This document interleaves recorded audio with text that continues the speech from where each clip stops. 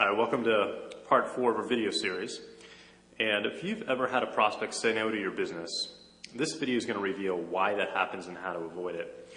Now, the first thing that we need to understand is that every single action decision every single person on this planet makes is based on one single thing: the desire to avoid pain or acquire pleasure. That's it. From the length of your hair to the fact that you open this email and are watching this video right now, to the job that you chose, were all decisions made because they either gave you pleasure or helped you avoid pain. Now, this is very important for you and I as networkers to know, because it's really going to allow us to do our job, which is to market and promote much more effectively. For example, when our prospects say no, it's really because they perceive the pleasure they were going to gain from starting a home business didn't outweigh the pain of the startup costs or moving outside their comfort zone, right? Now, you can get them over this perceived pain by really positively pumping up their emotional states. And this is what you see at home meetings or on big conference calls, right? See, every single thing we buy stems from emotion. You bought the clothes that you're wearing right now because of how they made you feel.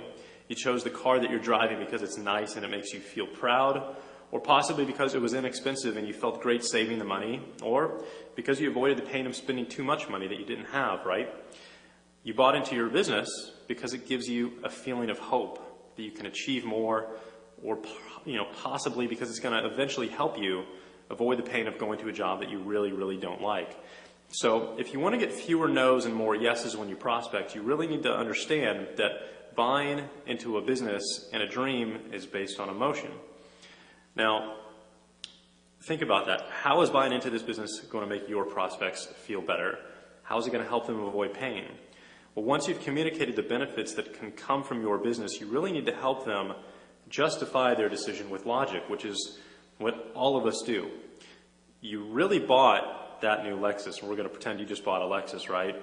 Because of how it made you feel, but you're probably telling yourself and telling everyone else that you bought it because it's a brand new hybrid Lexus. It gets you more miles per gallon, which is much better for the environment, right? So it's funny how that works. You bought into your business because of how it made you feel if you were to triple your income, right? But you justified the decision to get started with that business probably because it was a ground floor of opportunity of some kind, or it had an experienced management team or a brand new spectacular product. Who knows? Bottom line is that you probably justified the decision you made with some kind of logical reason. Now, you need to be careful though, because getting started has to be your prospect's idea, not yours.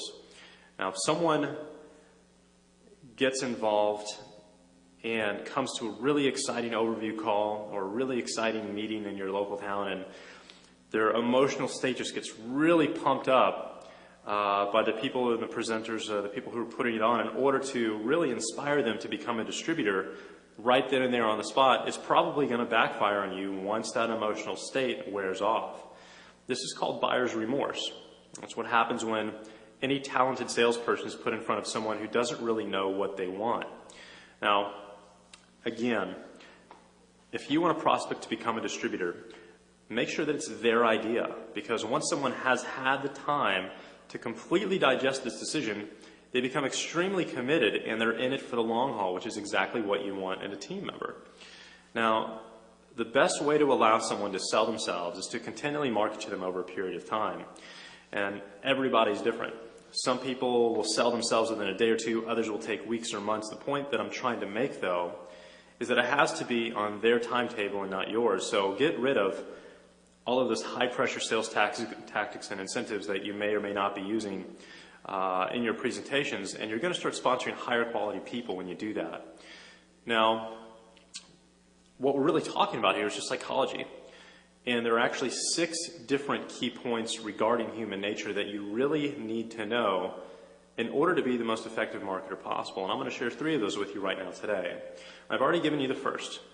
And the second is that most people are lazy. Sorry to say that. They want better, faster, and cheaper, right? That's the American way these days, unfortunately.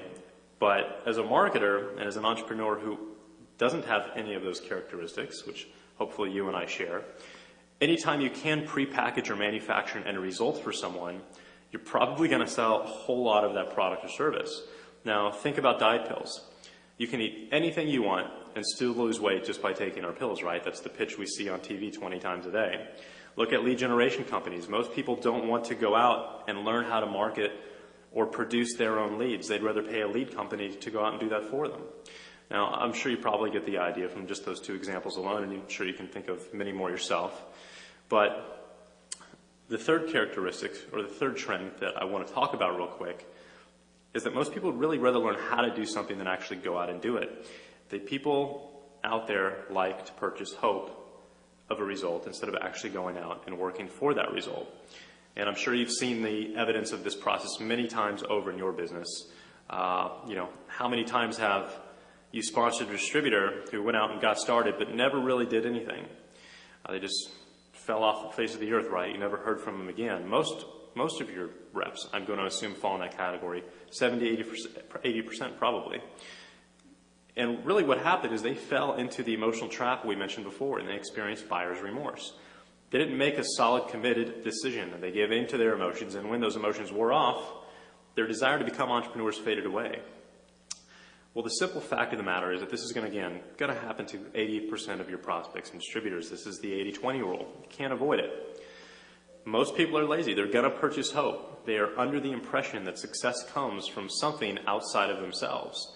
Now, if you don't come to the table with that knowledge, it's really going to have a major impact on your bank account. Much more so than you could possibly imagine, but there is definitely something that you can use in order to turn this into an advantage and actually turn these people into a profitable part of your business model. And you have to. You really don't have a choice anymore because they're going to make up the majority of all of these prospects that you're spending a ton of money on through your advertising to create, right? So now that we know a little bit more about what makes us as people work, what makes us buy, what makes us respond to an offer, let's talk about that problem. And it's a pretty big one in this industry, and it's profitability. 9 out of 10 business owners in this industry are going to end up spending more money than they ever make, which means there's a very good chance right now that you were probably one of them. That's okay. I was in the same position for over 6 years. Honestly, it's almost like a rite of passage in this industry. It's kind of like a battle scar, shared by those of us willing to seek and go out and fight for financial independence. There's always going to be a price to pay for your education. That's all there is to it. But what you're going to be glad to know is that there's a very specific reason why most networkers are not making a profit, and an equally simple solution. And I'm going to share that with you. And in fact, a friend of mine recently took a method I teach in magnetic sponsoring and used it to make an extra $145,000 per month residual income in less than 60 days. And I'm going to tell you how he did that right now.